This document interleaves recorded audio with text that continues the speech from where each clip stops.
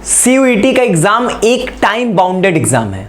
यहां पर आपकी एक्यूरेसी के साथ आपकी स्पीड बहुत मैटर कर रही होती है कि हम कितने तेजी से कितने ज्यादा प्रश्नों को यहां पर सॉल्व कर रहे हैं। तो एक प्रश्न लगातार आपकी तरफ से आता है कि सर टेस्ट के दौरान हम टाइम मैनेजमेंट कैसे करें।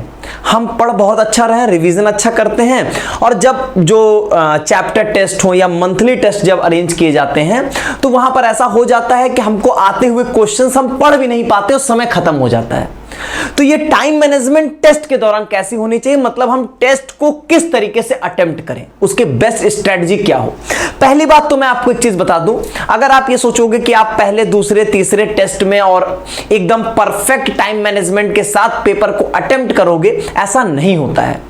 जो हम लोग अपने कोर्सेज में इस तरीके से जो चैप्टर टेस्ट, मंथली टेस्ट और समय समय जो इतने सारे टेस्ट आपके होते रहते हैं, उसके कराने के पीछे का जो लॉजिक है वो यही है कि आप जो है वो डे 1 से टेस्ट की प्रैक्टिस करते रहेंगे और ओरिजिनल अपने फॉर्मेट में, जैसे कि मान लीजिए कि 50 क्वेश्चन आना है, 40 करना है 45 मिनट में, एग्जैक्ट उसी फॉर्मेट में हर एक टेस्ट आपका उसी फॉर्मेट में होता है। वो इसीलिए कराया जाता है ताकि आपके प्रैक्टिस डे बाय डे हो और आप धीरे धीरे जैसे से maximum number of test attempt करते जाएंगे, आप खुद ब खुद आपकी ये टाइम मैनेजमेंट सही होती रहेगी। लेकिन कुछ स्ट्रेटजीज और कुछ चीजें जिनको ध्यान देना बहुत इंपॉर्टेंट है। मैं एक चीज कहूंगा जो कि मैं अपने समय से जब भी मैं तैयारी करता था तब भी मैं इस चीज को बहुत ही स्ट्रिक्टली फॉलो करता था कि देखो, टेस्ट में स्कोर कम आए ज्यादा आए ये बहुत बड़ा मैटर नहीं है, लेकिन टेस्ट देने के बाद अगर आप टेस्ट का इवैल्यूएशन नहीं करते, इवैल्यूएशन का मतलब ये होता है हम एक एक क्वेश्चन को दोबारा से देखें, कौन कौन से क्वेश्चंस मेरे गलत हुए हैं, उन क्वेश्चंस के गलत होने के पीछे का रीजन क्या है, उन सभी चीजों को अगर हम एक अच्छे से फॉलो नहीं करते हैं, उसको इवैल्यूएट नहीं करते हैं, तो आपके टेस्ट देने का कोई बहुत बड़ा मतलब नहीं रह जाएगा। हमने टेस्ट दिया, मेरे मान लीजिए 10 क्वेश्चंस गलत हो गए और मैंने उनको एज इट इज छोड़ दिया, तो फिर आपने सीखा कहां? क्या वही क्वेश्चंस आएंगे आपके पेपर में जो आप टेस्ट में दे रहे हो? ऐसा थोड़ा ना है। हम टेस्ट क्यों देते हैं? ताकि हम जो गलतियां कर रहे हैं उनको सीखें और पेपर को किस तरीके से अटेम्प्ट करना है उसकी प्रैक्टिस कर सकें। इतना ही टारगेट है आपको। तो जब भी आप टेस्ट दोगे तो आपका यहां पर एक मोस्ट इंपॉर्टेंट स्टेप होता है इवैल्यूएशन, वो आपको जरूर करना है। दूसरी चीज, टेस्ट में कभी भी अपने आप को जज मत कर लो कि मेरा इतना मार्क्स है, अब मैं तो गया, खत्म, मेरी कहानी खत्म, सब 180 185 लेके आते हैं, मेरा तो 100 नंबर भी आ रहा है, मैं तो कुछ नहीं आगे कर पाऊंगा। ऐसे अपने आप को अगर आपने जज कर लिया, इवैल्यूएट इस तरीके का अगर इवैल्यूएशन आपने किया तो ये चीज आपको काफी ज्यादा यहां पर खराब कर देगी। टेस्ट एक लर्निंग प्रोसेस है, इसलिए लर्निंग प्रोसेस वाली चीजों में सीखना होता है। नंबर कम आएगा तो अगले में बढ़ाएंगे, उसको एज ए चैलेंज लेंगे, तब होंगी। अब यहां पर बात करते हैं टेस्ट में टाइम मैनेजमेंट कैसे कर सकते हैं। देखो, कोई आपको यह कह दे कि टेस्ट ऐसे ही अटेम्प्ट करना, यह बात बहुत बड़ी गलती होगी। ऐसे कभी नहीं करना है। सबकी अपनी स्ट्रेटजीज होती है, क्योंकि सबकी अपनी कुछ स्ट्रेंथ और कुछ वीकनेस होती है, तो ये इंडिविजुअल टू इंडिविजुअल चीजें वेरी करती हैं। मैं बहुत कॉमन पॉइंट्स पे डिस्कस करूंगा। मैं ये कही नहीं रहा हूं कि आप पेपर ऐसे ही अटेम्प्ट करें, ये मैं कही नहीं सकता हूं। हाँ, लेकिन आपकी एक प्रॉपर स्ट्रेटजी होनी चाहिए और उन स्ट्रेटजीज के कुछ बेसिक प्रिंसिपल्स होने चाहिए। उन बेसिक प्रिंसिपल्स की चर्चा मैं इस वीडियो में आपसे करूंगा। यहां पर ध्यान से सुनिएगा एक एक बातों को। यहां पर सबसे पहली चीज, आप maximum number of test attempt करिए। अगर आपके पास 20 टेस्ट है तो कुछ नहीं तो कम से कम 15-17 टेस्ट जरूर आपके अटेम्प्ट होने चाहिए। 20 में 20 करते हैं तो वेल एंड गुड है, ठीक है। लेकिन वही होता है, ह्यूमन नेचर है ना, हम 100% अपने काम को पूरा ही नहीं करते हैं। लेकिन ये टारगेट लेके चलिए 15-17 तो पूरा होने ही चाहिए आपके, ठीक है। ये मैं ओवरऑल नहीं कह रहा हूं कि बस केवल टोटल 15, जितना आपके पास टोटल टेस्ट है मैं उसके रेशियो में आपसे बात कर रहा हूं। सबसे पहली चीज, यहां पर आप टेस्ट दोगे तो आप कुछ चीजें एक्सपीरियंस करोगे। पहली चीज, आप ये नोटिस करो अपने टेस्ट को देने के बाद, खुद का इवैल्यूएशन करो। मार्क्स कितने हैं वो मैटर नहीं करता है, कि आपका टाइम किल कहां हो रहा है, आपका ये समय बर्बाद कहां हो रहा है। कुछ लोग पाएंगे कि उनके कैलकुलेशन में समय बर्बाद हो रहा है। कुछ लोग ये पाएंगे कि जो ऐसे क्वेश्चंस हैं जो थोड़े से थ्योरेटिकल क्वेश्चंस हैं, लंबे क्वेश्चंस हैं कि उसमें एक क्वेश्चन में 4 स्टेटमेंट दिया, फिर पूछ रहा कौन कौन से स्टेटमेंट सही है, उन क्वेश्चंस को अंडरस्टैंडिंग में समस्याएं आ रही हैं। कुछ लोगों को हो सकता है कि असर्शन रीजन वाले क्वेश्चंस ऐसे हैं कि जिसमें सोच नहीं पाते, कंफ्यूज हो जाते हैं दो दो ऑप्शंस में।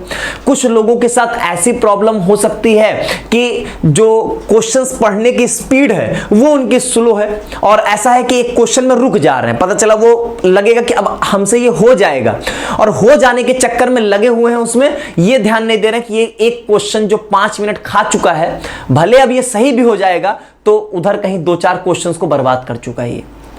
ऐसा तो नहीं हो रहा है कि हम पेपर को पढ़ना शुरू किए, हम क्वेश्चन सॉल्व कर रहे हैं, मुझे आ रहा है, बड़े आराम आराम से कर रहे हैं, और ये हम भूल गए कि हमारे पास पेपर में 50 में से 40 क्वेश्चंस करने हैं, हम ऊपर से 30 क्वेश्चन तक ही पढ़ पाए, लास्ट के 20 क्वेश्चन पढ़ ही नहीं पाए, और पता चलता कि लास्ट के 20 क्वेश्चन में से 10 क्वेश्चन बहुत ही आसान थे। क्या ऐसी गलती तो नहीं हो रही है? तो आपको खुद का इवैल्यूएशन करना है कि हमारा समय बर्बाद कहां पे हो रहा है, ये टाइम किल कहां हो रहा है। पहले तो इसको पता करिए। पेपर हमेशा आपको 2 बार में करना है। कभी भी पेपर करते समय अगर आप सीयूटी के किसी भी सब्जेक्ट का पेपर दे रहे हो, रुकना नहीं है कि हम किसी क्वेश्चन पर रुक के बहुत ज्यादा सोच विचार कर रहे हैं, नहीं। आपके पास पहली बात तो 10 क्वेश्चन छोड़ने का एक विकल्प है, यही बहुत अच्छी चीज है। तो आप पहले जब पहली बार में पेपर कर रहे हैं, जो भी क्वेश्चंस आपको अटक रहा है, भले उसको आपने, कई बार क्या होता है ना, हम दिल पे ले लेते हैं, इसको मैं इतने अच्छे से पढ़ा था, 20 बार रिवाइज किया था, इसका क्वेश्चन तो मैं गलत नहीं करूंगा, भले पेपर छूट जाए।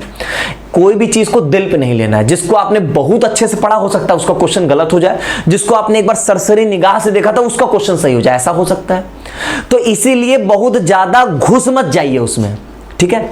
हम क्वेश्चन देखें, उस टाइप का, उस वैरायटी का क्वेश्चन पहले किए होंगे, या वो चीजें हमको पहली बार में ही पढ़ के समझ में आ गई कि हाँ ऐसे ऐसे होगा, उस क्वेश्चन को वहां पर सॉल्व कर लीजिए, करिए। जो आपको पहली बार में आ रहा है उन क्वेश्चंस को करते चले जाइए। लेकिन जिन क्वेश्चंस में कंफ्यूजन हो गया कि इन 2 ऑप्शन में से कोई एक सही हो सकता है, या ऐसा हो सकता है कि आपके ये लिए ये हो कि इस क्वेश्चन को अगर हम थोड़ा सा, मतलब ज्यादा कैलकुलेशन दिख रही, थोड़ी सी कैलकुलेशन ज्यादा लंबी करनी पड़ेगी, तो ऐसे क्वेश्चंस को होल्ड करिए, उनको मार्क कर लीजिए, और उनको सेकेंड राउंड में करना है हमको सॉल्व, ठीक है। पहले राउंड में जो तुरंत आते जा रहे हैं उन क्वेश्चंस को करते जाइए। सेकंड राउंड में आप उन क्वेश्चंस को अटेम्प्ट करिए जो क्वेश्चंस आपके बेसिकली यहां पर जो है वो फंस रहे थे, ठीक है। बस यही काम आपको यहां पर करना है। तो टेस्ट हमेशा आप जो है वो 2 बार में अटेम्प्ट करिए। इसके बाद यहां पर अपनी आपकी एनालिसिस ये कर लीजिए कि किस टाइप के क्वेश्चंस आपको दिक्कत कर रहे हैं। ये पक्का ऐसा होगा, किसी को मल्टीपल स्टेटमेंट वाले, किसी को मैचिंग वाले, किसी को असर्शन रीजन वाले, किसी को न्यूमेरिकल, किसी को कॉन्सेप्चुअल क्वेश्चंस जो थ्योरेटिकली बना दिए जाते हैं फिजिक्स में, वो सब प्रॉब्लम क्रिएट करता है। तो पहले टाइप ऑफ क्वेश्चंस को छांट लीजिए कि मेरी जो प्रॉब्लम है वो इन टाइप के क्वेश्चंस की है, और उनकी सेपरेट प्रैक्टिस आपको करनी होगी अलग तरीके से, वो आपको करना होगा। ये आपके लिए यहां पर कंपल्सन है। पहले अपनी कमियां तो ढूंढ लीजिए, जो आपकी स्ट्रेंथ है उन पे ज्यादा वर्क नहीं करना है, जो आपकी वीकनेस है उन पे वर्क करना है।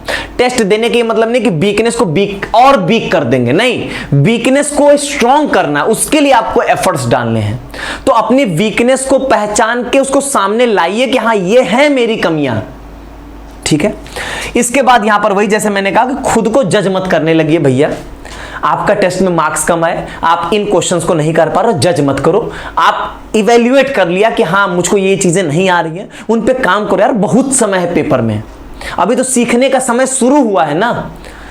तो क्यों अपने आप को पहले ही एकदम, जिसको कहते हैं एकदम गिरा हुआ साबित कर ले रहे हो कि यार हमसे तो नहीं होगा। अरे आपसे ही होगा, आप ही करेंगे, बशर्ते अपनी कुछ तरीकों में, रणनीतियों में बदलाव करना होगा। बहुत ज्यादा मैं लंबा नहीं खींचूंगा चीजों को, बस बहुत बेसिक प्रिंसिपल्स में मैंने बातचीत किया। हर एक बच्चे की पेपर अटेम्प्ट करने की अपनी स्ट्रेटजी होगी, क्योंकि हर एक बच्चे की अपनी स्ट्रेंथ, अपनी वीकनेस अलग अलग होती है यहाँ पे। और ये कैसे पता चलेगा? ये तब पता चलेगा जब आप मल्टीपल नंबर ऑफ टेस्ट देंगे।